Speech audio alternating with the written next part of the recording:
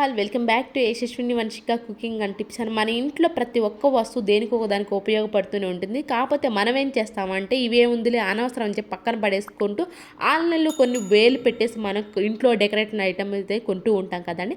అలాంటివి ఏమి పని లేకుండా ఇంట్లోని సూపర్గా ఎలా తయారు చేయాలో చూద్దాం. ఫస్ట్ డెకరేషన్ ఐటమ్ ఏంటో చూద్దామండి. ఇలాంటి బాటిల్ కనుక ఉంది అనుకోండి, ప్లాస్టిక్ది అస్సలు అనవసరం అని చెప్పి పడేయకుండా ది బెస్ట్ యూజ్ టిప్ని అయితే తీసుకొచ్చేస్తానండి. దీంతో కొంచెం చాకుని కనుక వేడి చేసి ముందు పార్ట్ ఉంటుంది, ముందు పార్ట్ని కట్ చేసి ఈ విధంగా ముందు పార్ట్ కట్ చేసి బ్యాక్ సైడ్ తిప్పేసేసి బ్యాక్ సైడ్ పెట్టేసేసి మూత ఏదైతే ఉందో దాని ప్రకారం సర్కిల్ చేసేసానండి. సర్కిల్ చేసిన దాన్ని ఈ విధంగా వేడి చేసేసి కట్ చేసేసేయాలి. బ్యాక్ సైడే ఈ విధంగా క్యాప్ని పెట్టేసేసి మన క్యాప్ని పెట్టేసుకోవాలండి బ్యాక్ సైడ్ నుంచి. ఆ తర్వాత ఈ మధ్యలో గ్యాప్ అయితే ఉంటుంది కదా, ఈ గ్యాప్ని ఏంటంటే కాటన్ ఉంటుంది కదండి టేప్, కాటన్ టేప్ తోటి నేనైతే కవర్ చేసేసాను.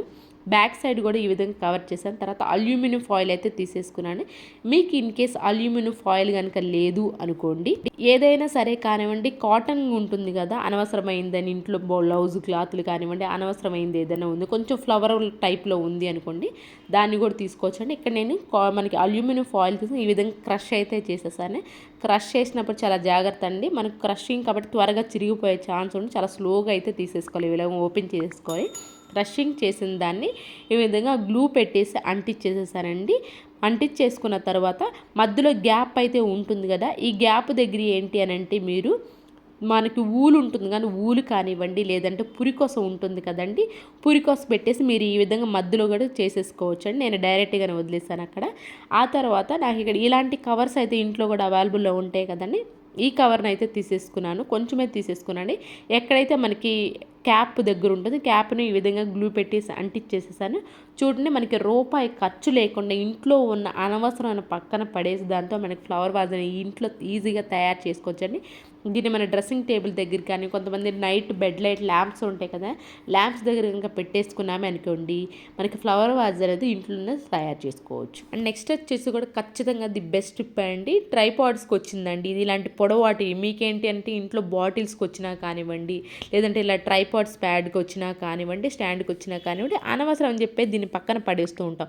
ఒకటి మాత్రం గుర్తుపెట్టి, కొన్నిసార్లు ఇలాంటి కార్డ్బోర్డ్స్ పైన ఎక్స్పైరీ డేట్స్ కూడా ఇస్తూ ఉంటారు, వాటిని చూసి మీరైతే కట్ చేసుకోవాలండి.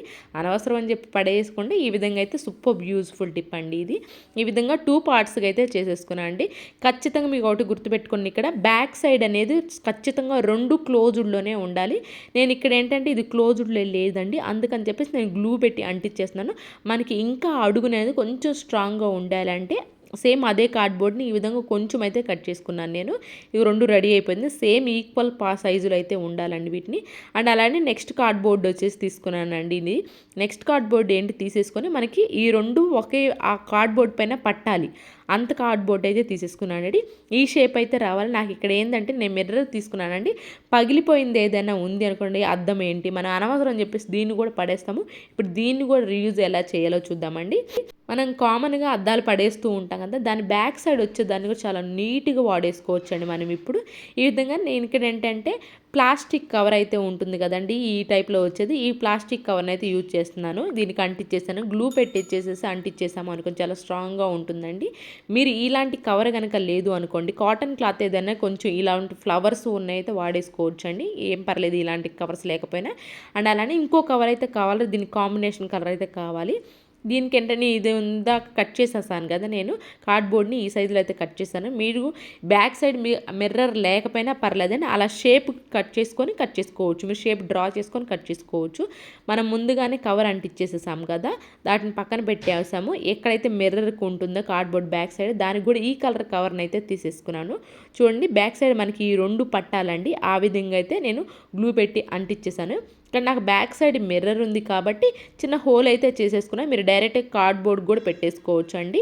దీన్ని దేనికి ఉపయోగిస్తాను చూపిస్తున్నాను చూడండి. రూపాయి ఖర్చు లేకుండా ఇంట్లో అనవసరం అనే పడేసే వాటితోటి మన బాత్రూంలో పెట్టుకోవచ్చు. కొంతమంది జెంట్స్ ఏంటంటే మనకి షేవింగ్ కిట్గా వాడుతూ ఉంటారా, అలాంటివి పెట్టుకోవచ్చు. లేదంటే మన హాల్లో కనుక పెట్టేసుకున్నా మనకి ఇలాంటి స్పెక్స్ పెట్టుకోవచ్చు. పిల్లల స్టడీ టేబుల్ దగ్గర పెట్టేసుకున్నారే అనుకోండి, పెన్స్ అయితే పెట్టేసుకోవచ్చు అండి. నేను ఇక్కడ ఏంటి అని అంటే అటు ఇటు సైడ్ ఏం చేస్తానంటే పెన్ క్యాప్స్ అంటించేసేసి కీస్ అయితే పెట్టేస్తానండి. మీరేంటంటే ఈ ఏవైతే నేను 2 అంటించానో కొంచెం పైకి కనుక అంటించేసి కింద ఒక లైన్లో కూడా మీరు కీస్ హ్యాంగ్ చేసుకోవాలనుకునే వాళ్ళు ఎవరైనా ఉంటే క్యాప్స్, పాత క్యాప్స్ కూడా గ్లూ పెట్టి అంటించేసేసి ఈ విధంగా మనం కీస్ కనుక పెట్టేసుకున్నామే అనుకోండి, ఇలాంటి హాల్లో పెట్టుకున్నప్పుడు స్పెక్స్ లేదంటే మనం బయట నుంచి రాగానే ఇవే కదండి కీస్, స్పెక్స్ ఉంటాయి కదా, ఇవి హ్యాంగ్ చేసుకోవడానికి రూపాయి ఖర్చు లేక ఇంట్లో హ్యాంగర్ అనేది తయారు చేసుకోవచ్చు. మనం వాడుకునే విధానాన్ని బట్టి ఎక్కడైనా మనం దీన్ని ఉపయోగించుకోవచ్చు.